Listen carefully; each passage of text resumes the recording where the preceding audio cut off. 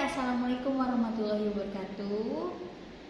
Jumpa lagi dengan kami Guru BK 13. Tentunya hari ini kami ingin membahas sesuatu hal yang menarik, topik mengenai konsep diri, yang dimana banyak beberapa dari kita belum mengenal seperti apa sih kita itu. Nah, untuk itu aku punya beberapa pertanyaan nih untuk Kak Sukma. Sama ya, nanti berarti kita saling tanya jawab ya tentang konsep diri ini. Oke, pertanyaannya, menurut Kak Sukma konsep diri itu seperti apa sih? Karena kan banyak dari kita tuh belum tahu apa sih konsep diri itu. Konsep diri ya, konsep diri itu sekarang aku nanya nih sama Kami sering gak sih kayak dijailin sama teman-teman, lo pencitraan gitu. Sering. Lo pencitraan lo biar kelihatan baik lo gitu. Sering banget ditanya. Nah, itu adalah sebuah konsep diri.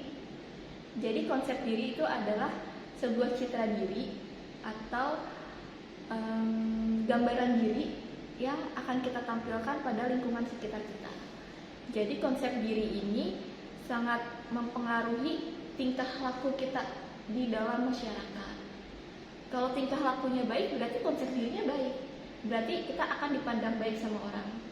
Nah, kalau misalnya kita punya konsep diri yang kurang baik, akhirnya citra diri kita di tengah masyarakat ini akan jadi negatif juga. Jadi konsep diri itu adalah gambaran tentang diri kita ini yang akan mempengaruhi tingkah laku kita tadi.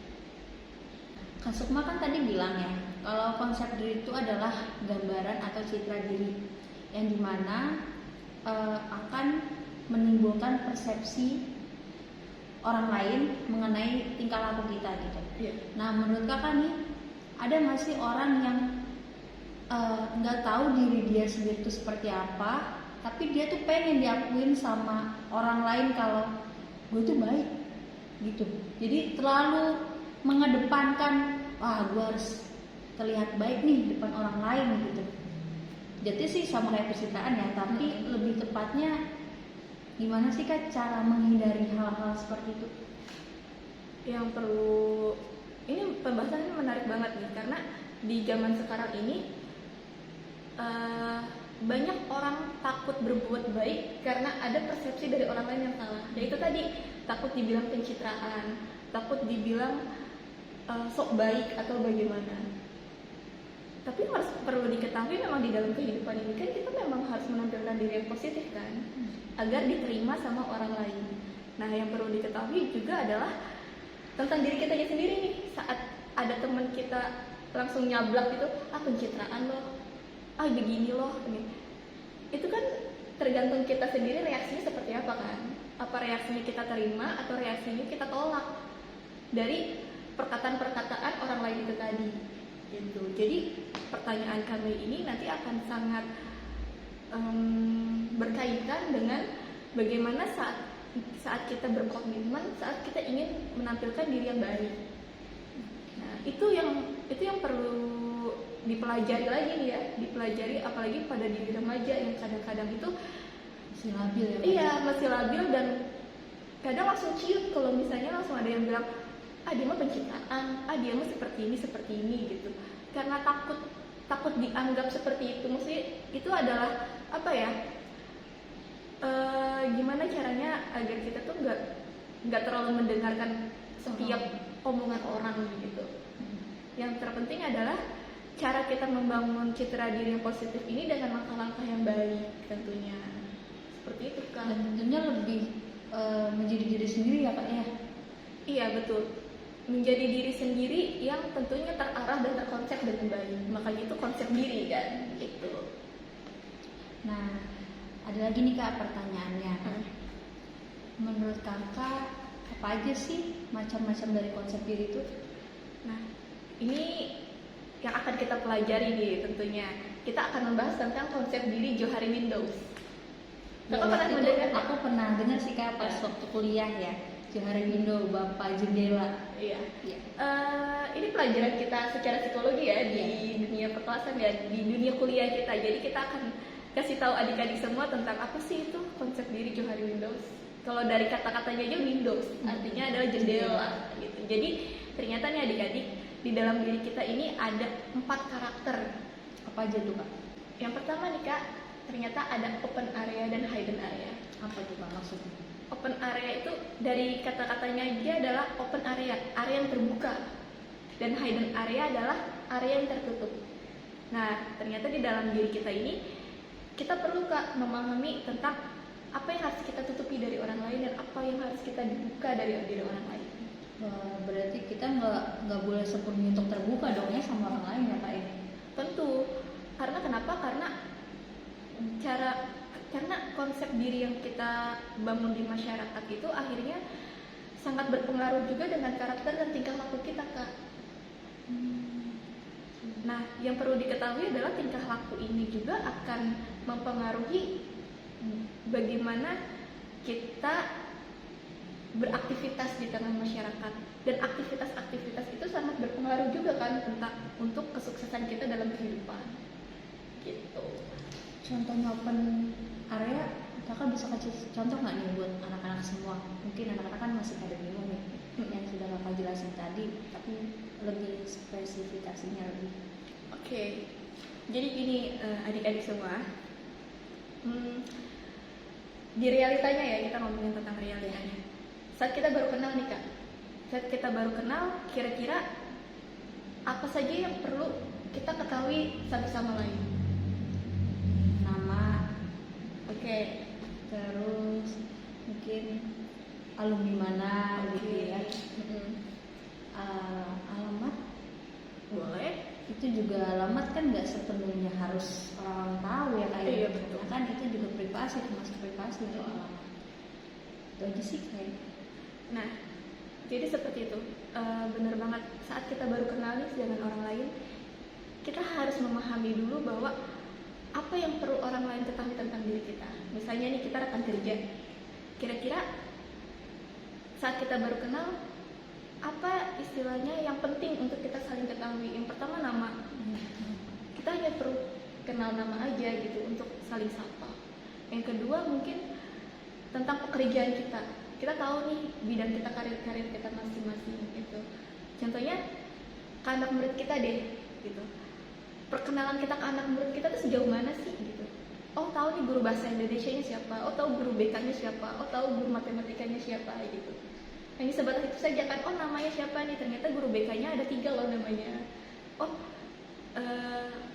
guru matematikanya ternyata ada 4 orang gitu. Jadi akhirnya kita paham sebatas mana kita memperkenalkan diri kepada orang lain. Begitu. Nah, hidden area ini adalah apa yang harus kita tutupi mengenai tentang perasaan kita, mengenai tentang persepsi kita terhadap lingkungan, persepsi kita terhadap orang lain, seperti itu. Nah, antara open area dan hidden area ini makin lama tuh akan makin terkurasi Kak, sejauh dari mana kita saling berhubungan. Semakin lama kita berhubungan dekat dan saling timbulnya rasa kepercayaan, area open areanya ini akan semakin bertambah dan hidden areanya ini akan semakin berkurang. Contohnya nih, semakin kita berhubungan dekat, timbulnya rasa saling percaya, akhirnya dengan sukarela aku curhat ke kamu gitu.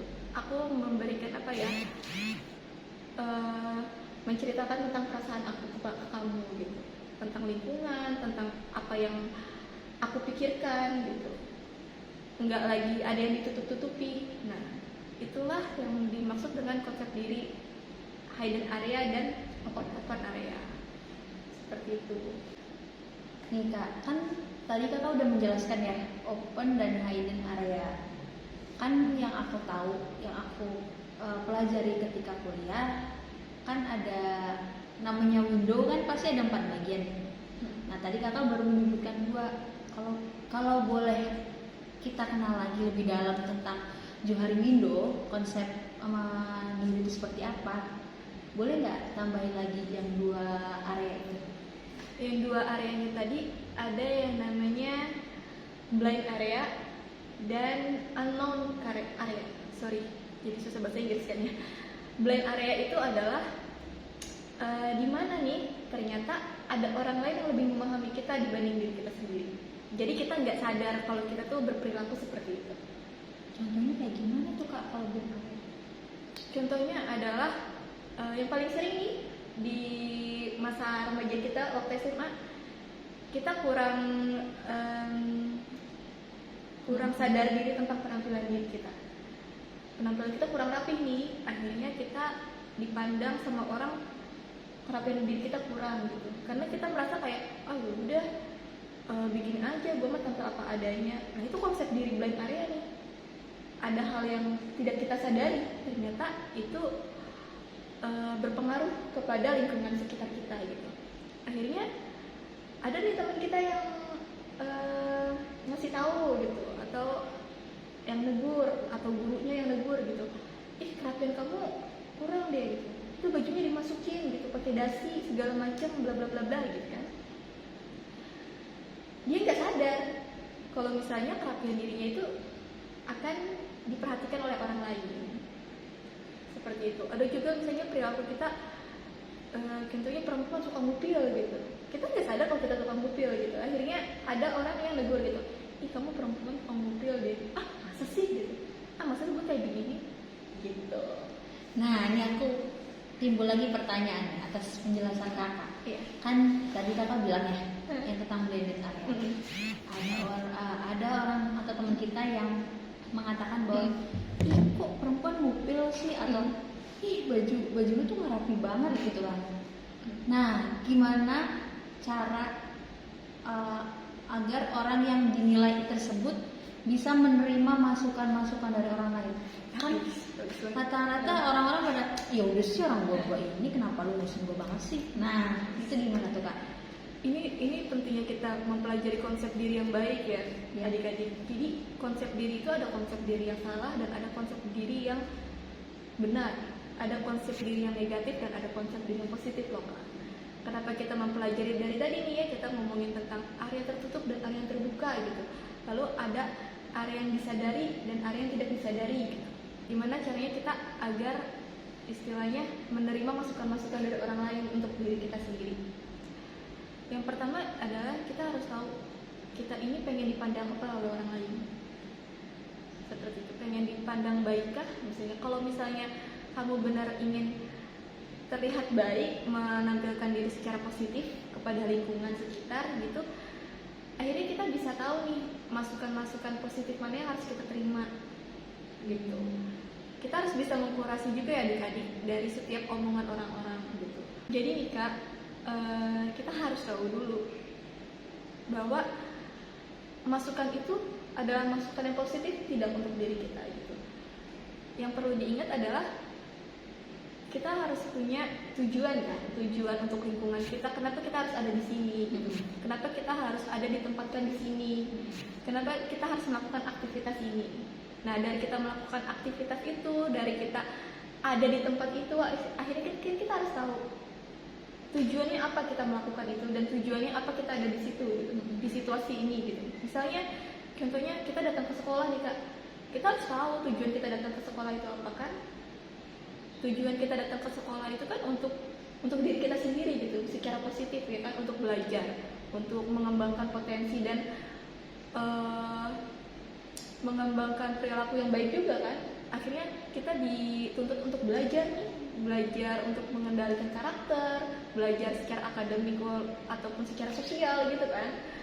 Nah, karena kita udah tahu tujuan kita secara jelas ada di sini, akhirnya kita tahu kenapa orang-orang di sekitar kita memberi masukan-masukan itu kepada kita. Akhirnya kita tahu nih, orang lain berbicara seperti itu sama kita bukan sebuah hinaan, bukan sebuah menyudutkan, bukan menyalahkan, bukan mengucilkan gitu, tapi teguran-teguran itu sebenarnya untuk diri kita sendiri agar kita membangun diri secara positif itu tadi. Itu tandanya ada hal yang kurang dalam diri kita, akhirnya kita harus mengembangkan. Oh berarti kayak semacam perhatian ya Kak? Iya. Nanti kalau misalnya kita nggak diperhatikan, repot juga kan Kak? Iya kan, semua orang tuh perlu diperhatikan gitu. yang diperhatikan juga jangan baper, karena saat kita kehilangan perhatian akhirnya nanti kita juga yang sedih loh Kak gitu. Contohnya gini lah, saat kita diomelin gitu sama orang tua itu kan memberikan perhatian kan, ternyata ada diri kita yang salah nih, harus diperbaiki. Coba kalau misalnya diri kita salah tapi kita nggak ditegur gitu, atau kita nggak dibilangin, nggak dikasih tahu, nggak diperhatikan, salah juga kan Kak, sedih juga kan nanti, ada timbulnya perasaan-perasaan kecewa itu. Jadi itu tadi, gimana caranya kita menerima semua masukan yang positif, selagi itu positif untuk diri kita, jangan baper dong gitu. Terakhir Kak, di Johari Windows ternyata ada unknown area. Apa tuh? Atau area yang sama sekali kita nggak tahu nih, baik orang lain ataupun diri kita sendiri. Nah, unknown area itu Kak, jadi unknown area itu adalah bukan cuma diri kita nih yang nggak tahu, tapi orang lain juga nggak tahu. Jadi sama-sama nggak tahu. Contohnya? Contohnya nih Kak, kita nih sebelum kenal nih kan, gimana caranya agar kita dapat informasi tentang kita satu sama lain? Kenalan. Kita nggak bisa menanyakan, misalnya nih, aku nggak bisa nanyain kamu sama orang lain, karena orang lain juga belum tentu kenal kamu. Begitupun sebaliknya. Itu namanya kita membangun konsep diri mengenai tentang si unknown area itu tadi. Jadi konsep diri itu tuh kan tadi ada yang tertutup dan terbuka, ada yang disadari, dan ternyata ada juga sama-sama kita nggak tahu. Dengan kita tahu konsep diri adanya unknown area ini, akhirnya kita bisa bertingkah laku atau berpersepsi sama orang lain bahwa oh, kita nggak bisa menjudge loh sama orang lain sebelum kita kenal lebih jauh antar pribadi kita ini. Kita nggak boleh mendengar satu hal tanpa kita berhubungan dengan satu hal tersebut. Contoh, maksudnya kita nggak bisa menjudge orang dari omongan-omongan orang lain. Gitu kan? Kita harus mencari tahu sendiri gitu ya Kak ya? Betul. Mudah-mudahan cukup jelas nih adik-adik tentang apa itu konsep diri Johari Windows. Jadi tadi udah kakak jelasin tentang ternyata ada konsep diri yang terbuka, yaitu bagaimana kita memahami sebatas mana atau sejauh mana kita menampilkan diri kita kepada orang lain. Ingat, jangan menampilkan diri secara keseluruhan kepada setiap orang, karena belum tentu orang lain itu bisa menerima Kak gitu. Jadi istilahnya itu jangan langsung percaya sama semua orang, agar kita timbulnya nggak kecewa loh Kak gitu. Sebelum kita mengenal dan percaya lebih jauh kepada orang lain, cukuplah informasi-informasi yang istilahnya umum aja yang perlu orang lain tahu. Kayak seperti tadi yang Kak Bay bilang, nama kita lah, pekerjaan kita, mungkin tempat tinggal juga kita cuma kasih tahu, oh rumah kita di sini loh, gitu. Nggak usah data diri kita, nomor KTP segala macam Kak, gitu. Betul.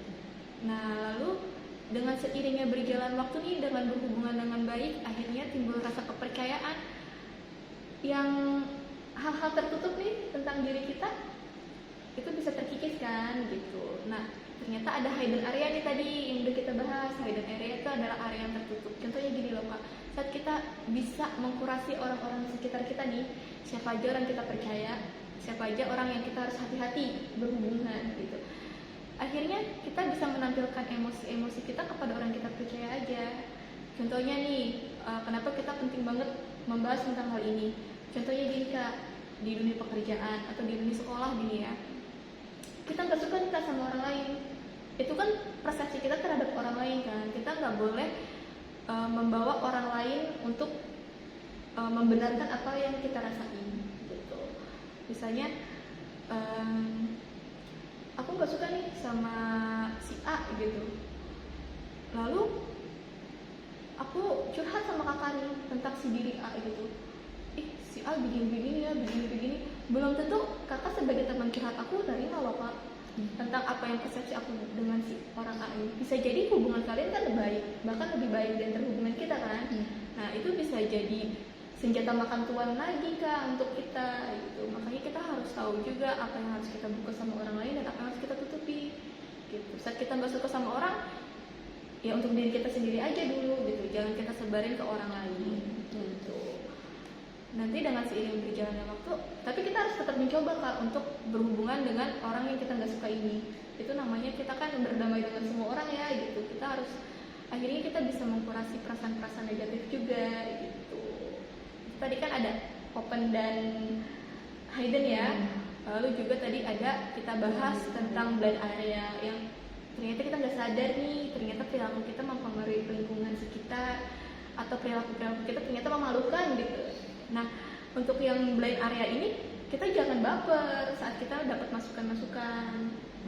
Walau kita harus tahu bahwa masukan-masukan untuk diri kita itu ternyata positif. Misalnya, ih kok pakaian lu udah rapi banget sih? Ah maksud sih menurut gue udah rapi? Enggak rapi gitu. Akhirnya kita baper kan, oh sok rapi lo, sok cantik begini-begini. Jangan kayak gitu dulu adik-adik gitu. Karena itu tadi untuk menampilkan diri secara positif, citra diri yang positif di masyarakat kan kita harus tahu bahwa kita mandang diri kita bukan diri kita sendiri loh gitu. Jadi kita jangan egois juga bahwa pasti ada orang lain yang akan berpengaruh nih ternyata terhadap tingkah laku kita juga gitu. Misalnya kita berteman nih kak, bilang tuh temen lo kok pakainya nggak rapi sih, gimana gitu ya kan gitu. Jadi jangan baper. Terus ada yang unknown tentang kita nggak tahu dan ternyata orang lain pun nggak tahu gitu. Nah gimana caranya membangun konsep diri, yaitu berkenalan sama orang yang pengen kita kenal gitu.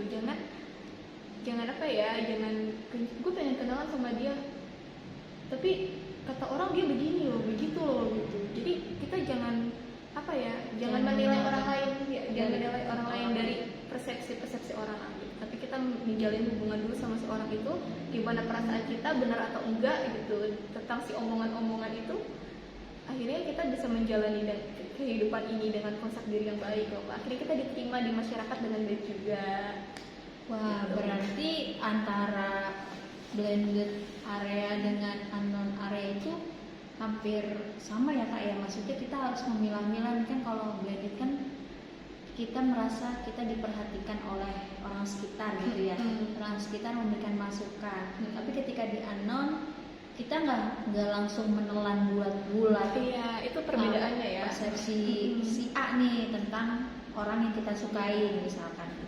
Ya kan kalau misalnya blind area itu kan orang lain menilai diri kita kan. Jadi istilahnya kita nggak bawa orang ketiga nih di dalam hubungan gitu. Blind area itu adalah orang lain yang menilai diri kita loh gitu. Jadi dan kadang kita nggak sadar kalau kita berperilaku seperti itu. Nah bedanya sama unknown adalah kita pengen tahu nih tentang si diri orang lain ini kak. Tapi ternyata orang-orang di sekitar kita juga nggak tahu gitu tentang si diri A ini. Hal yang paling baik adalah kita mencobanya dengan sendiri kak. Kita jangan berpersepsi, mesti kita nggak boleh ngambil kesimpulan dari orang-orang lain dulu gitu. Tapi kita harus berkenalan dengan karakter yang pengen kita kenal ini. Itu perbedaannya. Sekaligus kita bisa melihat karakter orang lain juga ya kak ya. Iya betul. Jadi empat tipikal Johari Mendoza itu ternyata sangat berhubungan gitu. Jadi 4 karakter ini ada di dalam diri kita masing-masing kak. Cuman bagaimana caranya kita memblend semuanya dan akhirnya bisa seimbang gitu. Kita bisa apa ya, kita bisa menjadi konsep diri yang baik, citra diri yang baik dari 4 karakter si Johari Mendoza ini. Wah, menarik sekali nih pembahasan hari ini ya. Kalau tadi Kak Sukma udah menjelaskan mengenai Johari Indo, aku mau tanya lagi nih sama Kak Sukma. Satu pertanyaan. Bagaimana sih menurut Kak Sukma cara agar kita bisa membangun konsep diri? Membangun konsep diri yang baik ya. Iya. Yang pertama kita harus punya role model gitu. Rata-rata nih kak saat kita ngomongin tentang role model pada bilangnya berarti nggak jadi diri sendiri dong gitu. Berarti nggak bisa jadi karakter yang kita mau sendiri dong gitu. Berarti kita harus mengimitasi orang lain dong gitu, ngikut-ngikutin orang lain ya kan. Nah yang perlu diketahui adalah kita juga penting kak untuk punya role model, tapi role model itu juga yang baik, yang positif gitu. Karena kenapa? Akhirnya kita akan terarah dan kita punya tujuan tentang bagaimana caranya kita untuk menjadi pribadi yang baik gitu. Contohnya kita pengen melihat karakternya siapa nih yang pengen kita tiru gitu. Habibie. Ya misalnya Didi Habibie gitu. Oh gimana caranya dia untuk sukses ya? Oh giat bekerja. Oh jadi harus jadi orang pintar, harus belajar segala macam. Oh ternyata eh, jangan baperan sama orang. Pak Habibie itu nggak baperan loh kak sama orang, ya kan? Saat dia udah sukses di luar negeri, saat kan dia kan B.J. Habibie kan adalah orang yang itu ya kak, apa tuh pencipta pesawat pertama di Indonesia. Terus akhirnya ditolak kan sama orang Indonesia. Iya. Akhirnya dia sukses di luar negeri. Saat dia sudah sukses di luar negeri, Indonesia membutuhkan. Tapi dia mau loh datang ke Indonesia lagi. Kita kan gak baperan kan. Nah, gimana caranya kita harus bisa jadi kayak bikin begini gitu. Atau contohnya di rumah deh kak gitu. Kita ngeliat role model ayah ibu kita gitu. Karakter ayah gue penyabar banget loh gitu. Karakter ibu gue lemah lembut banget loh gitu. Akhirnya dia pengen seperti ibunya, dia pengen seperti ayahnya, atau dia punya kakaknya pintar, ranking 1 terus gitu. Akhirnya dia pengen jadi seperti kakaknya gitu. Jadi role model di sini adalah kita mengikuti karakter orang yang baik, bukan mengikuti cara berpenampilannya ya, bukan mengimitasi gimana cara dia berpenampilan sebagai role model, tapi mengikuti arahan karakternya, tingkah lakunya gitu. Jadi dipastikan kalian harus punya role model dulu nih gitu, agar terarah gitu. Maksudnya ada sesuatu yang kita kagumi dari karakter orang lain, akhirnya kita pengen jadi seperti itu. Nah, yang kedua adanya sugesti. Kita udah punya role model, harusnya kita bisa mensugesti diri kita sendiri untuk bisa jadi seperti itu. Kayak begitu. Contohnya seperti aku nih kak, aku pengen jadi guru, gimana caranya biar bisa berbicara di depan umum.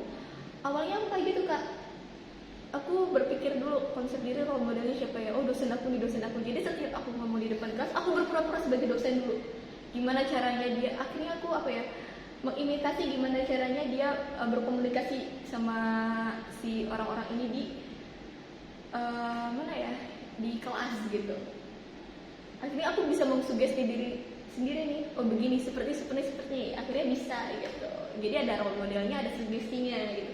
Gimana caranya kita bisa seperti dia gitu. Nah, yang ketiga lagi mungkin jangan baperan kali ya, jangan baperan, dan akhirnya kita bisa mengkurasi setiap masukan-masukan dari orang lain. Mana itu masukan yang positif, mana yang memang cuman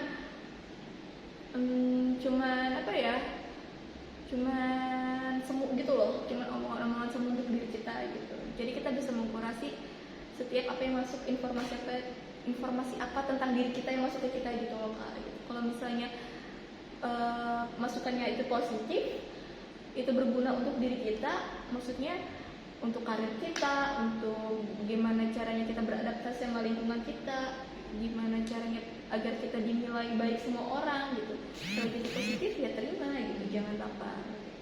Tapi dikurasi lagi, mana nih omongan-omongan yang positif untuk diri saya. Jangan sampai omongan yang menjatuhkan malah didengar, omongan yang positif malah dibaper gitu, malah ditolak. Itu kan yang sulit ya kak, kayak omongan yang menjatuhkan kita malah selalu kita ingat-ingat, sampai pengen tidur juga kita ingat gitu, iya kan? Tapi malah omongan yang positif yang istilahnya untuk membangun diri kita sendiri malah kita tersinggung gitu, kayak lo kayak ngerti aja, lo kayak udah baik aja, udah begini menilai diri gue gitu.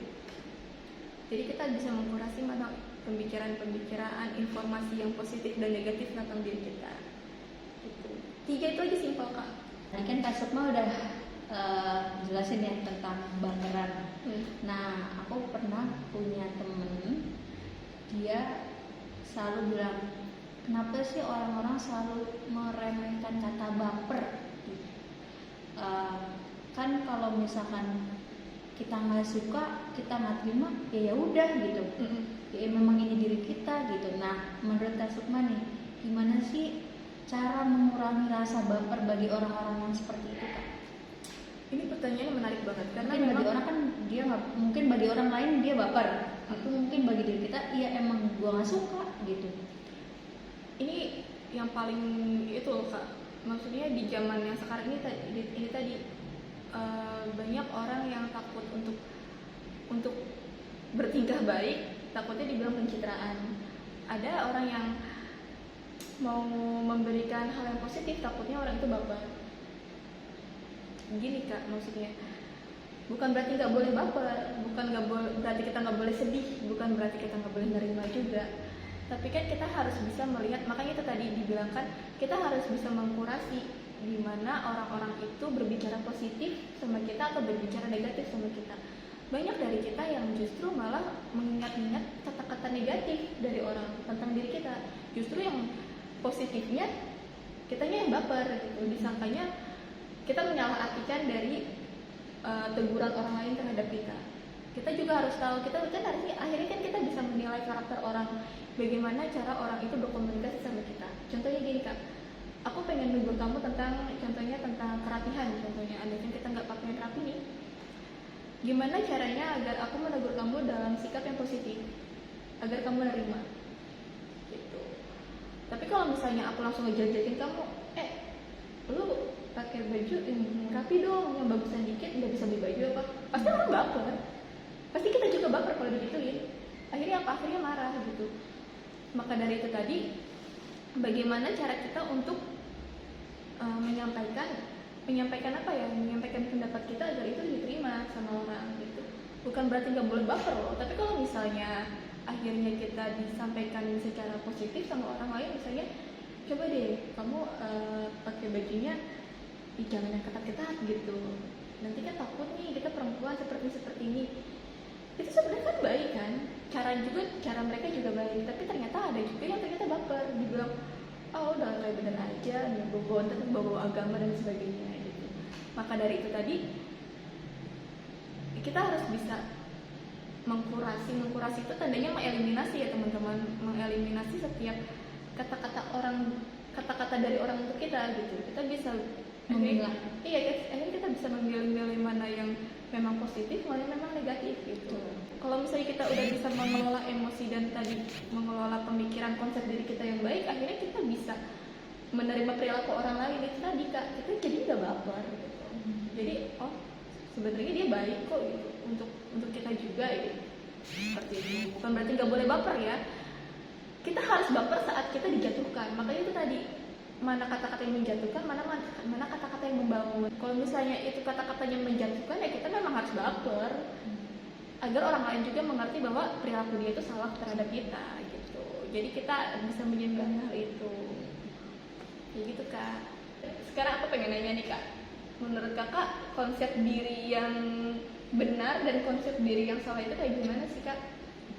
Aku jawab ya Kak Sukma. Nah, jadi gini nih, konsep diri yang benar itu saat kita bisa menampilkan atau peduli dengan diri kita sendiri dan orang lain gitu. Contohnya kayak kalau misalkan kamu mau dihargai, berarti kamu harus bisa menghargai orang lain kayak gitu. Nah, itu contoh kecilnya ya Kak ya. Nah, misalnya nih Kak, kalau misalnya tadi kan kayak apa yang udah kita bahas kan Kak, kayak gue ini gak suka loh gitu, atau gue ini baper gitu, tapi ada orang lain yang merasa terintimidasi dengan kata baper itu Kak gitu. Jadi akhirnya gimana Kak, apakah emang benar kita nggak boleh baper sama orang atau kita nggak boleh marah sama orang gitu Kak? Nah, tadi kan yang sudah Kak Sukma jelasin juga ya di penjelasan sebelumnya, bahwa kita boleh baper, kita boleh marah ketika ada seseorang yang tidak menghargai kita gitu, yang menjatuhkan kita gitu. Jadi nih yang harus di labeli ya, yang harus di kuncinya adalah bahwa konsep diri yang benar itu ketika kita bisa peduli dengan diri kita sendiri dan orang lain. Jadi kita tidak boleh egois gitu. Sebagai penutup ada pertanyaan terakhir nih Kak. Apa tuh? Nah, di dalam diri kita ini kan ya, kita tahu nih kalau misalnya kita tuh pasti ada hal yang nggak bisa kita lakukan nih Kak. Contohnya itu kan kayak kekurangan diri kita sendiri kan. Nah, gimana sih agar kita lebih positif diri gitu loh Kak, dari kita nggak takut dengan kekurangan kita gitu loh. Jadi konsep diri yang kita bangun juga akhirnya kita bisa percaya diri gitu dengan konsep diri yang akan kita bangun. Kan kadang kan ada Kak, kita pengen bangun konsep diri yang baik, tapi kita ternyata punya kekurangan Kak. Akhirnya kita nggak pede untuk menampilkan diri kita. Itu gimana ya Kak caranya? Nah, ini nih pertanyaan yang sering banget ya kita alami dan kita rasakan. Jadi gini, pertama yang paling penting atau kuncinya itu adalah kita harus bisa berdamai dengan diri kita sendiri. Kita harus bisa memahami nih apa sih yang menjadi kekurangan kita gitu. Jadi tujuannya agar ketika kita dinilai oleh orang lain gitu, kita bisa menerima, nggak baper gitu. Iya, nggak baper. Kita bisa menerima, lah emang ini yang kita nggak bisa, mau digimanain gitu. Karena kan setiap orang pasti kan sudah punya porsinya masing-masing gitu kan. Si A bisa matematika, si B bisa bahasa Inggris tapi nggak bisa matematika, ya udah gitu, mau gimana. Kan setiap orang nggak mungkin selamanya tetap excellent gitu, nggak selamanya bisa semua gitu kan, karena kan setiap orang pasti punya kekurangan dan kelebihan. Dan bagaimana caranya agar kita menonjolkan kelebihan kita itu, agar kita kekurangan yang kita miliki itu tertutupi gitu dengan kelebihan kita, seperti itu Kak. Itu bagus banget Kak. Jadi contohnya gini ya Kak, kayak misalnya kita mengagumi orang nih, kayak kok kamu pintar banget sih dalam hal ini gitu. Tapi kan kita nggak tahu ternyata di balik kepintaran itu pasti dia juga ada hal-hal yang sulit dia lakukan gitu ya Kak. Iya. Dan saat kita bisa mandang orang seperti, jadi kita bisa mandang diri kita sendiri ya Kak. Saat kita nggak bisa melakukan hal A, oh ternyata kita bisa melakukan hal B gitu. Iya. Jadi dilihat aja yang hal-hal yang menjadi kelebihan kita, seperti itu. Bagus banget ya anak-anak. Dan mudah-mudahan di pembahasan kita kali ini akhirnya teman-teman dan adik-adik semua bisa paham ya tentang apa sih itu konsep diri yang baik dan gimana cara menumbuhkan konsep diri yang baik. Jadi kesimpulan dari pembahasan kita ini apa Kak? Kesimpulannya adalah kita harus bisa memahami diri kita sendiri, berdamai dengan diri kita sendiri tentunya, dan menjadikan masukan orang lain itu sebagai motivasi gitu. Tapi dengan catatan masukan orang lain itu adalah sesuatu yang membangun gitu. Kalau misalkan masukannya yang menjatuhkan, ya kita berhak marah. Tapi marahnya juga dalam yang elegan ya Kak. Ya, marah. Porsi marahnya juga bukan porsi marah untuk balik menyakiti hati orang lain ya Kak. Betul. Tapi marahnya itu untuk agar si orang yang nyakitin hati kita ini paham bahwa perilakunya itu salah dan harus dibenarkan. Jadi marahnya juga marah yang positif adik-adik, marah yang elegan lah istilahnya gitu ya. Jadi kemarahan itu bisa membuat orang lain berkarakter yang lebih baik. Iya, betul sekali. Dan boleh ditambahin ya Kak, boleh ditambahin tentang kesimpulan dari pembahasan kita kali ini. Jadi adik-adik di sini yang pertama untuk bisa lebih aware sama dirinya sendiri dan jangan takut kalau misalnya ada orang lain yang bilang pencitraan lo gitu, pengen dilihat baik lo sama orang gitu. Konsepnya adalah dalam kehidupan ini kita memang harus menampilkan yang baik ya Kak kepada orang lain dan lingkungan sekitar ya Kak. Jadi harus ada konsep diri yang baik juga di dalam diri kita. Dengan cara apa tadi? Dengan cara ada role modelnya. Role model di sini juga ternyata kita harus mengikuti karakternya aja ya, tapi bukan mengimitasi penampilannya. Istilahnya kita tidak menjadi orang lain lah, tapi kita belajar dari karakter-karakter orang yang istilahnya pengalaman orang lain yang baik di mata kita gitu. Lalu kita juga harus selain punya role harus bisa mensugesti diri kita sendiri ya untuk berperilaku yang baik gitu, untuk punya konsep diri yang baik.